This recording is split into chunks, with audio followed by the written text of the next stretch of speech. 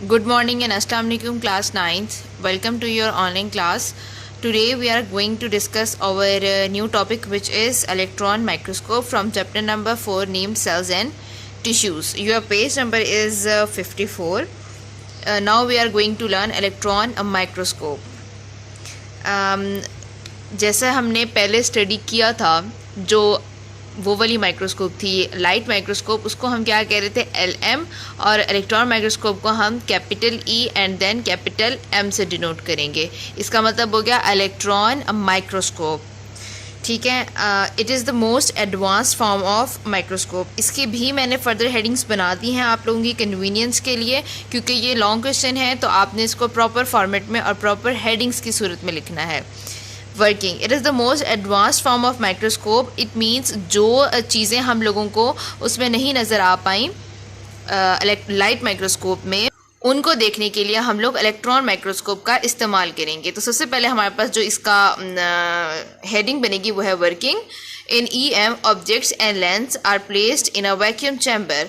हम क्या करेंगे, ऑब्जेक्ट वो जो भी चीज़ हमने देखनी है उसको और लेंस दोनों को हम कहाँ रखेंगे, एक वैक्यूम चैम्बर में. वैक्यूम चैम्बर क्या होता है, वो वाला एरिया जहाँ पे कोई भी एयर ना हो, वो वैक्यूम चैम्बर होता है. And a beam of electrons, और क्या करेंगे हम, वहाँ से बीम ऑफ इलेक्ट्रॉन्स गुजारी जाएगी. इलेक्ट्रॉन इस पास वैक्यूम पास हो सकता है. Electron pass through or are reflected from object and make in image. या तो वो जो बीम ऑफ इलेक्ट्रॉन है, फॉर एग्जांपल ये इमेज है, हमने इसको देखना है, या तो वो इसके अंदर से बीम ऑफ इलेक्ट्रॉन गुजर जाएगी, या तो वो उसमें से रिफ्लेक्ट हो जाएगी. रिफ्लेक्ट मतलब बेंड होके मुड़ जाना. ठीक है. इस तरीके से यूँ मुड़ जाएगी और ये यहाँ इमेज बना देंगी, या इस जगह पे इमेज बन जाएगा या इस जगह पे इमेज बन जाएगा. ठीक है. इसकी वर्किंग देख रहे हैं. इसमें क्या हम कह रहे हैं, वो ऑब्जेक्ट जो भी हमने देखना है, वो ऑब्जेक्ट भी और लेंस भी, हमने दोनों चीज़ों को कहाँ किया, ये लेंस भी और ऑब्जेक्ट भी यहाँ रख दिया. बीम ऑफ इलेक्ट्रॉन गुजारी, या तो वो उसमें से रिफ्लेक्ट कर गई, या तो उसमें से पास आउट हो गई और इसका इमेज बन गया कहाँ, फोटोग्राफिकल फिल्म में और व्यूवर्स आई में. Electromagnetic lenses enlarge and focus the image on to a screen or a फोटोग्राफिकल film. अब यहाँ पे क्या है, लेंसेज प्रेजेंट है. लेंसेज क्या करेंगे, इन इमेज को इनलार्ज कर देंगे, बड़ा कर देंगे और इसको यहाँ पे फोकस करा देंगे, और हमने समझ में आ जाएगी कि हमने क्या देखा है. या तो हमारी आंख होगी जहाँ पे वो इमेज बनेगा, या तो वो फोटोग्राफिकल फिल्म होगी जहाँ पे इमेज बन जाएगा. इसके बाद हमारे पास नेक्स्ट हमारा है पॉइंट इज रिजॉल्विंग पावर. इसके रिजॉल्विंग पावर क्या है, आप लोग ऑलरेडी डिस्कस कर चुके हैं कि what is resolving power and what is magnification power. आप लोगों को दोनों बातें जो हैं वो लाइट माइक्रोस्कोप के जरिए पता लग गई हैं. Electron microscope has much higher resolving power than light microscope. इसकी रिजॉल्विंग पावर क्या है, ज़्यादा है as compare to the light microscope. ठीक है. The most modern EM can distinguish objects. Distinguish मतलब सेपरेट कर लेना, हम सेपरेटली वो उन्हें देख सकते हैं एज स्मॉल एज 0.2 नैनोमीटर्स. ठीक है. एंड 1 नैनोमीटर, इस चीज़ को हाईलाइट कर लें, this is very important MCQ. 1 nanometre is equal to 1/10 lakh millimetre. ठीक हो गया.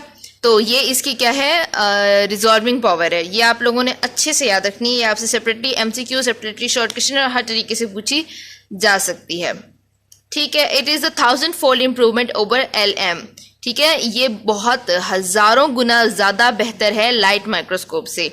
EM can magnify. अब इसके बाद आप लोगों की हेडिंग बनेगी जी मैग्निफिकेशन पावर. इसकी मैग्निफिकेशन पावर क्या है, can magnify objects about 250,000 times under. इसका मतलब ये क्या है, 250,000 टाइम हम चीज़ को मैग्नीफाई करके देख सकते हैं, जबकि लाइट माइक्रोस्कोप कितनी बार कर रही थी, 1500x, 1500 टाइम्स अगर हम उसको मैग्नीफाई कर सकते थे. लेकिन इसको हम क्या कर रहे हैं, 250,000 टाइम्स हम इसको मैग्नीफाई करके देख सकते हैं. इट्स मीन ये बहुत ज़्यादा इम्प्रूव्ड माइक्रोस्कोप है as compare to the light microscope under special condition. इसके बाद आप मैग्नीफिकेशन पावर के बाद आप लोग हेडिंग बनाएंगे एडवांटेज की, कि इसके क्या फ़ायदे हुए हमें, कि हमने जब इसको इलेक्ट्रॉन माइक्रोस्कोप के ज़रिए काम करना शुरू किया तो हमें इससे क्या बेनिफिट मिले. Under special conditions EM can detect individual atoms. It's mean एक एक एटम जो है उसको देखने के लिए भी बहुत आसानी हो गई. ठीक है, ये हमें एक एक एटम तक डिटेक्ट करा रही थी। इलेक्ट्रॉन माइक्रोस्कोप इस कदर बेहतरीन है। एटम सबसे स्मॉलर पार्टिकल होता है। आई थिंक सो कि आपको याद होगा, हम चैप्टर नंबर 1 में ये चीज डिस्कस कर चुके हैं। Cells, organelles and even molecules like DNA and proteins are much larger than single atoms. ये सारा कुछ क्या होता है, इलेक्ट्रॉन माइक्रोस्कोप के जरिए देखा जा सकता है। इसके बाद इन्होंने हमें एक बॉक्स दिया हुआ है। EM has revolutionized the study of cells and organelles, but it cannot be used to study life processes because the specimen must be held in a vacuum chamber. That is, all the air must be removed. ये vacuum chamber वाली जो line मैंने अब पढ़ी है, इसे आप highlight कर लें, ये वाली, कि वैक्यूम चैम्बर कौन सा होता है जिसमें से all air must be removed. To study the life processes, for example movement of amoeba, a light microscope is better. अच्छा, यहाँ पे इन्होंने हमें एक थोड़ी सी लिमिटेशन बताई है कि हमने इलेक्ट्रॉन माइक्रोस्कोप जो है उसके क्या नुकसान है, उसका क्या फ़ायदा नहीं है। मतलब ये कि वो कह रहे हैं कि अगर हमने इलेक्ट्रॉन को देखना है, हमने प्रोटॉन्स को देखना है, हमने सेल को देखना है, हमने सेल के स्ट्रक्चर्स को देखना है, तो वो ठीक है, हम देख लेंगे। लेकिन हमें क्या करना पड़ेगा उससे पहले कि उसको हमें वैक्यूम चैम्बर में ला के रखना पड़ेगा। पहले हम उसको वैक्यूम चैम्बर में रखेंगे, उसमें से बीम ऑफ इलेक्ट्रॉन गुजारेंगे, फिर उसका इमेज बनेगा तो हमें नजर आएगा। ठीक है, इट्स मीन कि हम इसकी वर्किंग नहीं देख सकते। हमने एक चीज़ को सेपरेट कर लिया और हमने उसको सेपरेट करके वैक्यूम चैम्बर में रख के देखा। तो वो कह रहे हैं कि अगर हमने लाइव प्रोसेसेस स्टडी करने हैं, मूवमेंट ऑफ अमीबा स्टडी करना है, तो यहाँ तो वो मूव नहीं कर रहा। हमने तो एक अमीबा लिया और उसको यहाँ रखा और उसको देख लिया। तो अगर कि तो हमने उसके मूवमेंट चेक करनी है, उसके लाइव प्रोसेसेस चेक करने हैं, हमने एक सेल के सारे प्रोसेसेस देखने हैं, तो हमें ये कोई भी फायदा नहीं देगी। ठीक है, क्योंकि ये सिर्फ एक चीज़ है जिसको हमने ऑब्जेक्ट को लाके, जो भी चीज़ हमने देखनी है उसको लाके हमने यहाँ रखा, हमने बीम ऑफ इलेक्ट्रॉन गुजारी और हमने उसको देख लिया। तो ये हमें उन्होंने थोड़ी सी इंफॉर्मेशनल टाइप बात बताई है। इसमें से आप वैक्यूम चैम्बर की डेफिनेशन कर लें, और ये भी पूछा जा सकता है कि which microscope is better for the study of movement of amoeba.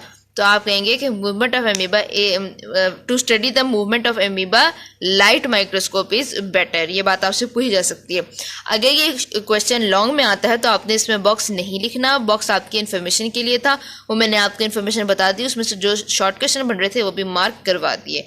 Next आपके पास जो चीज़ आ जाएगी वो आ जाएगी जी टाइप्स।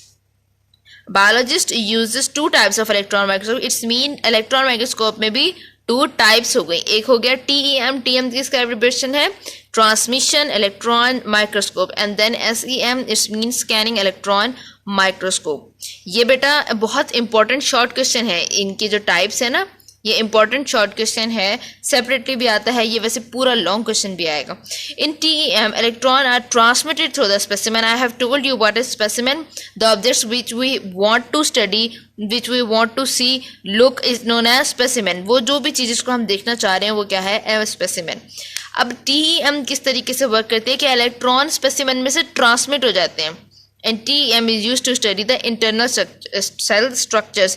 It's mean कि इसके अंदर से ट्रांसमिट हो जाएंगे और हमें इसका इंटरनल स्ट्रक्चर जो है उसके बारे में भी पता लग जाएगा, और इसके इंटरनल स्ट्रक्चर्स कहाँ हैं इनका यहाँ पे इमेज बन जाएगा। ठीक है, ये इसका फ़ायदा हो गया TEM। SEM का क्या मतलब है? इन SEM यानी कि scanning electron microscope, electrons are reflected from metal coated surface and SEM used to study cell surface.